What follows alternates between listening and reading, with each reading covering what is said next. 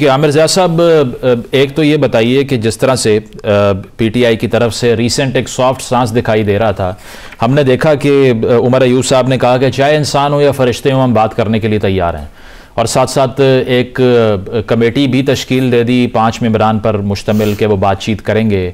आपको लगता है कि अब ये जो कोर्ट मार्शल की कार्रवाई आगे बढ़ना है, ये एक सिग्नल भी है इस चीज़ को लेकर कि ये जो मुज़ाकराती अमल शुरू हो रहा है, दरअसल ताकत यहाँ लाया नहीं करती और जो फैसला होना था वो हो चुका है?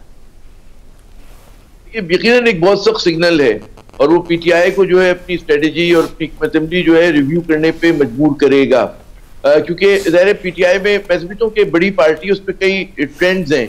एक ट्रेंड यकीनन इस तरह का हो सकता है और है कि जो समझते हैं कि जी हम उसकी रिफ्लेक्शन देखते हैं सोशल मीडिया पे भी कि जो इदारों को मुतनाज़ा बना रहा है, इदारों को जो है उन पर तनकीद कर रहा है। फिर एक वो लोग हैं कि जो मेन स्ट्रीम पाकिस्तान की नुमाइंदगी करते हैं और जो समझते हैं कि जी हमें हमारे साथ वही ट्रीटमेंट होना चाहिए कि जो किसी और सियासी जमात के साथ हो सकता है, और वो मुलविस भी नहीं है। जो मैं समझता हूँ कि हमारे दोस्त इत्तेफाक करेंगे कि तमाम की तमाम पीटीआई जो है वो 9 मई के वाकयात में मुलविस नहीं है।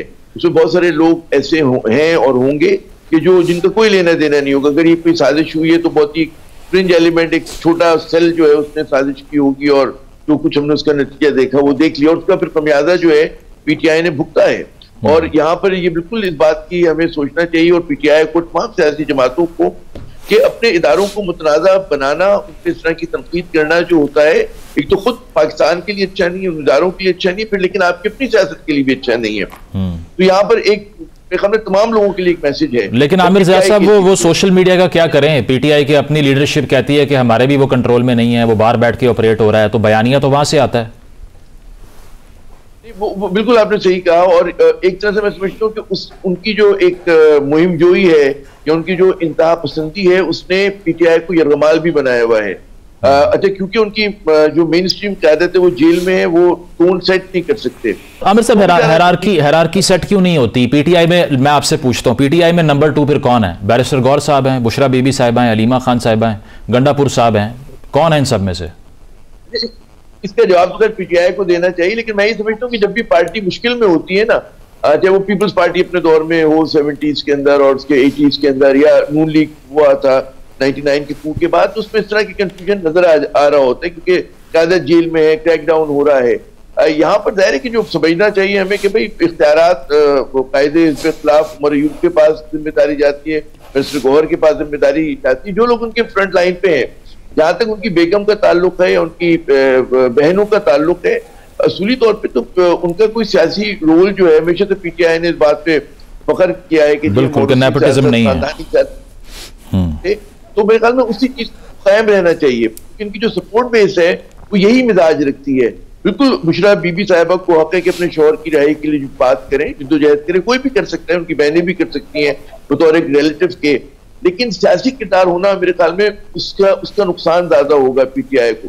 और पीटीआई को जो है इसी तरह से जो उनकी जो न्यूट्रल लीडरशिप है, पोलिटिकल लीडरशिप है, उसको ही सामने होना चाहिए और वही नेगोशिएट भी करे और बात करे। मैं आखिरी बात ये कहूँगा, मुश्किल में पीटीआई के लिए मुश्किलात बढ़ी हैं, लेकिन साथ साथ इस्टेब्लिशमेंट जो है वो जज्बात से ऑपरेट नहीं करती है, एक कोड लॉजिक के तहत उसको करना चाहिए। उसको ये देखना चाहिए कि उसको अवामी तायद भी है, पीटीआई को अवामी तायद भी है, एक पॉपुलैरिटी भी है। जहां पर आप साफ कर रहे हो, जहाँ पे लोगों को, इदारों को सजा दे रहे हो, वहां पर आप एक स्पेस भी प्रोवाइड करेंगे कि जो उनके मेन स्ट्रीम के लोग हैं। प्रोग्राम में एक ब्रेक शामिल करेंगे, ब्रेक के बाद वापस आते हैं। Stay with us.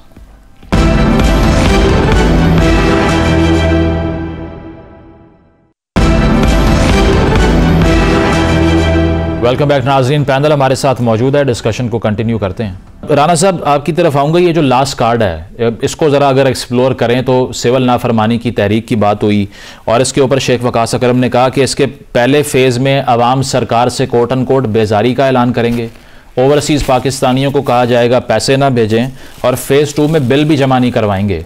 ये कुछ बेहतर करेगा पीटीआई के लिए या कोलिजन कोर्स है? इसमें तो सिर्फ ये है ना कि आप स्टेट्समैन बनकर सोच नहीं रहे, आप ये सोच रहे हैं कि अगर हमें कमान नहीं सौंपी जा रही इक़्तिदार की तो ना बिल जमा करवाएं, ना टैक्स दें, ना पैसे भेजें और स्टेट को बैंकरप्ट कर दें।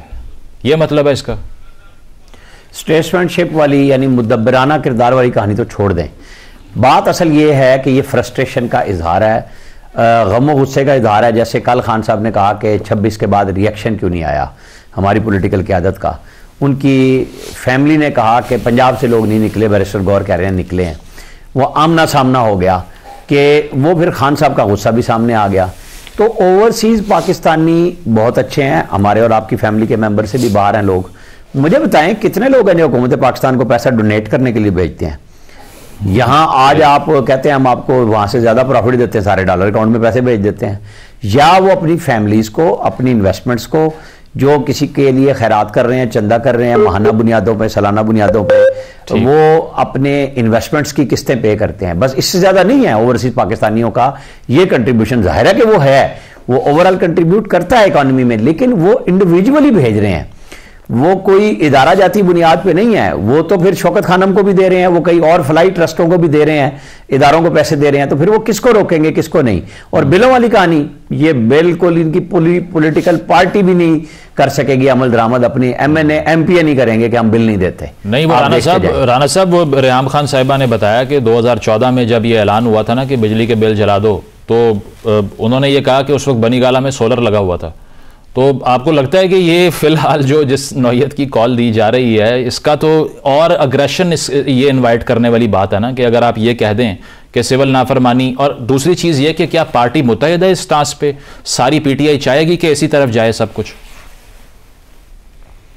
नहीं, वो तो कल खान साहब से सवाल हुआ था कि आपके लोग आपसे बात करना चाह रहे हैं, उनका कौन करेगा और क्यों करेगा? मैंने फैसला किया, ये मेरा अनाउंसमेंट है, तो फैसले में तो वो कायम है। लेकिन आप रेहाम की किताब छोड़ दें, खान साहब ने कहा था मुझे गीजर चाहिए, अच्छा, बस बात खत्म हो गई। तो वो तो सबको चाहिए है, ये जब अनाउंस करेंगे तो पता चलेगा ना कि इनकी पार्टी के कितने लोग सोलर पे रह जाएंगे और कितने लोगों का। वो एलीट क्लास का तो कभी जिक्र ही नहीं होता, फिक्र ही नहीं होता। वहां इमरान खान साहब खुद मौजूद थे, उसमें उन्होंने भी बिल पे किया। आप दोनों तरफ देखेंगे, बिल भी लोग पे करेंगे और रेमिटेंसेस भी आएंगी, लोग नहीं रुकते, हर तरह से यहां मजबूर होते हैं भेजने के लिए। मतलब वरना तो आपको पता है कि वो फिक्रे भी कहते हैं कि हम तो यहाँ मजदूरी, घर पे डिश वॉश भी खुद करते हैं और आपने तो मुलाजिम रखे हुए, अपनी फैमिली मेंबर से कहते हैं वो, लेकिन पैसे वो भेजते हैं क्योंकि रिश्ता तो मौजूद है ना, उनका खून का रिश्ता है। वो मदद करते हैं कानूनी भी, इखलाकी तौर पर। उनके बच्चों की फीसें होती है अपने, बहुत सारा। हमारा देखें ना, बहुत बड़ा तबका गल्फ में मौजूद है, जो कि ज्यादातर बहुत छोटी मुलाजमतों पर बैठे हैं, अपने खानदानों को चला रहे हैं। ये मुमकिन नहीं होगा खान साहब के लिए। सही, ठीक है मलिक साहब, ये जो सिविल नाफरमानी वाला एस्पेक्ट है, एक तो इस पर PTI का स्टांस ये है कि ये हमारा हक है। अगर हम नॉन कॉपरेशन की तरफ जाते हैं तो ये होता रहा है, इस खित्ते की तारीख में होता रहा है कि अगर सियासी इख्तलाफ के बायस एक तहरीक चलती है, उसका राइट है कि वो ये कर सके, तो इसका नुकसान होगा, फ़ायदा होगा, पहली चीज़। और दूसरी ये कि फवाद चौधरी साहब ने जो कहा कि अब इतना खौफ हो चुका है खान साहब को लेकर के, लोग ये समझते हैं कि ये वो जिन है, अगर बोतल से बाहर आ गए तो फिर सब कुछ डिस्ट्रॉय हो जाएगा, इसीलिए सारे निज़ाम को कैप्चर कर लिया गया। आपको लगता है कि एक परसेप्शन ये भी है कि अगर उनको स्पेस मिल गई तो फिर उनके सियासी मुखालिफिन हों या उनके खिलाफ बात करने वाले हों, उनकी ऐसी की तैसी हो जाएगी इसके बाद? देखिए, जो पॉपुलिज्म होता है ना जी, पॉपुलिज्म बड़ा ख़तरनाक होता है जी। इंसान पॉपुलिज्म के उस दायरे के अंदर घूम रहा होता है, उसे दुनिया की कोई परवाह नहीं होती, वो बड़ा बेखबर होता है। इसलिए कहते हैं कि पॉपुलर लीडर दुनिया में इतने गुजरे, उनके लिए इंसानों की कीमत भी नहीं रहती। इंसान जिंदा रहें, मर जाए, उन्हें अपनी उस तहरीक की कामयाबी की फिक्र होती है कि जिस नतीजे में उन्हें पीर मुर्शद मानकर इक़्तिदार के मसनद पर बिठा दिया जाए और उनकी हर बात बिला चूं चरा मानी जाए। ये एक ऐसा माहौल इंसान को वहाँ ले जाता है। तारीख, आप मुझसे ज़्यादा तारीख से वाकिफ़ आप पढ़ते हैं, देखिए जितने भी ऐसे लोग गुजरे, फिर उनकी हर बात को आगे जो कहने मानने वाले होते हैं वो भी यही कहते हैं। जैसे अभी आप मौरूसियत की बात कर रहे थे, सुबह अगर खान साहब ये पैगाम भेज दें कि मौरूसियत जो होती है वो औलाद में होती है, बुशा बीबी तो बीवी है, या मौरूसियत कहाँ से आ गई जी, ये ख़ानदानी सियासत कहाँ से आ गई? तो कई लोग आपको दलील देते नजर आएंगे। खान साहब ने बिल्कुल दुरुस्त कहा जी, ये बच्चों में मौरूसियत होती है, बीवी में नहीं होती। ठीक। तो मेरे ख्याल में ये जो ख़तरनाक सूरत जब होती है, फिर इंसान फैसले गलत करता है, इसलिए गलत फैसले फिर आपके गले पड़ जाते हैं। ये सिविल नाफरमानी की जो बात कर रहे हैं, ये नाफरमानी की तहरीक तो हो सकती है, सिविल नाफरमानी की तहरीक कम से कम इस खित्ते में होती दिखाई देती नहीं है। तो ये कामयाब भी नहीं होगी? मुझे नहीं लगता ये कामयाब हो सकती है। देखिए, रियासत, अगर हम 24 मई, बिल्कुल मैं आज भी इस बात में मुतफिक हूँ, किसी के खिलाफ एक लाठी भी नहीं चलनी चाहिए, लेकिन अगर 24 नवंबर को या 26 नवंबर को इतनी बड़ी तादाद में लोग निकले होते कि उन्हें डिस्पर्स करना मुश्किल होता, तो शायद तब भी हुकूमतों के लिए चैलेंज बन जाता। पाकिस्तान में जितने भी एहतजाज हुए, मेरी तो एक बड़ी राय है, लोग इससे इख्तलाफ ही करते हैं, वो कभी लाखों की तादाद में नहीं हुए, वो हज़ारों की तादाद में होते हैं। अच्छा। हज़ारों के मजमे हमेशा से मैनेज हो जाते हैं, मैनेज होते रहे हैं, मैनेज होते रहेंगे। तो ये सोशल मीडिया पे परसेप्शन फिर कैसे बनता है कि लाखों करोड़ों का मजमा है, आप हज़ारों की बात कर रहे हैं? मेरे ख्याल में PTI ने इसको अच्छे तरीके से सोशल मीडिया को मैनेज किया। इसमें सोशल मीडिया में 2-3 फैक्टर हैं। एक तो आप जब पॉपुलिज्म की लहर चल रही होती है तो आप उसके साथ चल रहे होते हैं, तो आपके 2 किस्म के मफादात होते हैं, आप खुद भी पॉपुलर हो रहे हैं, फिर आजकल चूंकि अर्निंग है, डॉलर्स हैं, आप उससे पैसे भी कमा रहे होते हैं, 2 चीज़ें हैं। अब बहुत से मेरे ऐसे दोस्त हैं जो कहते हैं यार खान साहब ने यहाँ बहुत बड़ी गलती की, दिल करता है इस पे व्लॉग बना दो पूरा, लेकिन शाम जो है वो व्यूज कम हो जाएंगे, इसलिए मैं इस तरफ जाना नहीं चाहता। पॉपुलिज्म हमेशा जो है वो इंतहाई खतरनाक होती है। पॉपुलर सहाफत ने भी नुकसान पहुंचा। मैं समझता हूँ हमारा मसला ये है। अब देखें ना, कई लोग आपको कहानियां बयान कर रहे होते हैं, अब मैं नाम नहीं लेता आपके पुराण के अंदर, वो लगे होते हैं जी मुझे सब पता है, मेरे सामने ऐसा हुआ है। कभी किसी के कुछ सबूत भी आया किसी के सामने कि जनाब उन्होंने कहा जी मेरे सामने ये बातें हुई, मेरे सामने 4, अब मैं बड़े आराम से कह दूं कि जी 10 MNA मेरे सामने आए, उन्होंने कहा जी हम मियां शहबाज शरीफ साहब चलने को तैयार नहीं है। कौन पूछेगा, कौन तस्दीक करेगा? लेकिन ये चीज़ें पॉपुलर हो जाती हैं हमारे यहाँ। मैं तो अक्सर एक बात कहता हूँ, झूठ बोला जाता है, झूठ सुना जाता है, झूठ बेचा जाता है और झूठ बिकता है। ठीक, जिस सोसाइटी में झूठ बिकना शुरू हो जाए, लोग बाहर है ना लोग झूठ के, वहाँ फिर ऐसे मसाइल जरूर होते हैं। ठीक है आमिर ज़िया साहब, एक तहफ़्फ़ुज़ आईन पाकिस्तान के नाम से इत्तेहाद बना था और एक्सपेक्टेशन ये थी कि जितनी भी बड़ी पॉलिटिकल एंटिटीज़, बेशक वो अचकज़ई साहब हों या फजलुर रहमान साहब हों या खान साहब हों या उनकी पार्टी हो, वो अब एक प्लेटफॉर्म पे आएंगे और टफ टाइम देंगे हुकूमत को। लेकिन अचकज़ई साहब को मैंडेट मिला मुज़ाकरात का, फिर वापस ले लिया गया। फजलुर रहमान साहब इस एहतजाज में शरीक नहीं हुए जो PTI ने किया, वो सब कहाँ रह गया? और अगर उसको रिवाइव ना कर पाई PTI तो क्या सोलो फ्लाइट लेकर ये लड़ाई जीत पाएगी, आपको लगता है?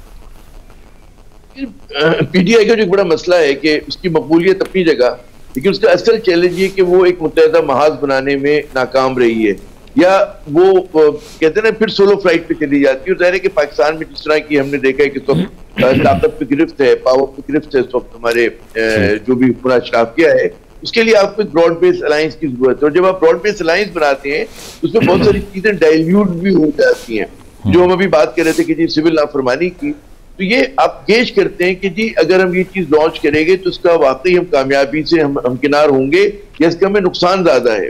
तो ये मेरे ख्याल में सही तरह से वहां पे वे नहीं कर पा रहे हैं PTI के दोस्त जो है ना। और वो एक मैं लफ्ज इस्तेमाल करता हूँ कि मुहिम जोई एक मुहिम जोई के बाद दूसरी मुहिम जोई पे वो निकल पड़ते हैं। उसमें हो ये रहा है कि हुकूमत भी कामयाब नहीं हो रही है और PTI भी कामयाब नहीं हो रही है, और गेम जो है हमारे यहाँ फंस चुका है, एक पॉलिटिकल लॉक जैम है। और इसीलिए मैं मुझे जैसे लोग बार बार ये करते हैं कि पाकिस्तान को हीलिंग टच की जरूरत है, एक हमें ग्रैंड रिकंसिलिएशन की जरूरत है। उसमें तमाम सियासी जमातें जो हैं अपना किरदार अदा करें, लेकिन वो माइनस एस्टेब्लिशमेंट नहीं हो सकता। उसको एस्टेब्लिशमेंट का इस्तेमाल भी चाहिए और एस्टेब्लिशमेंट का किरदार भी चाहिए, क्योंकि हमारे यहाँ सियासत में एस्टेब्लिशमेंट का किरदार है कि जो उसको तस्लीम नहीं करता, मेरे ख्याल में कहीं फिक्री मुखालते में रहता है। तो एस्टेब्लिशमेंट का भी किरदार चाहिए ताकि एक पाकिस्तान को सिम देने के लिए मुश्तरका तौर पे एक रास्ते का फैसला हो सके। अभी हम लोग बहुत ही बुरे फेज में हैं। आप देखिए इतने से माफ कीजिएगा, एक तीन सियासी सूरत हाल है, तसादुम की सियासत हो रही है, कौन जिम्मेदार है वो एक अलग बहस है। इसको खत्म कैसे करना है? खत्म अगर डंडे से हो सकती है तो बिस्मिल्लाह करें, लेकिन मेरे ख्याल में डंडे से नहीं होगी, उससे मजीद पेचीदगी और हो जाएगी।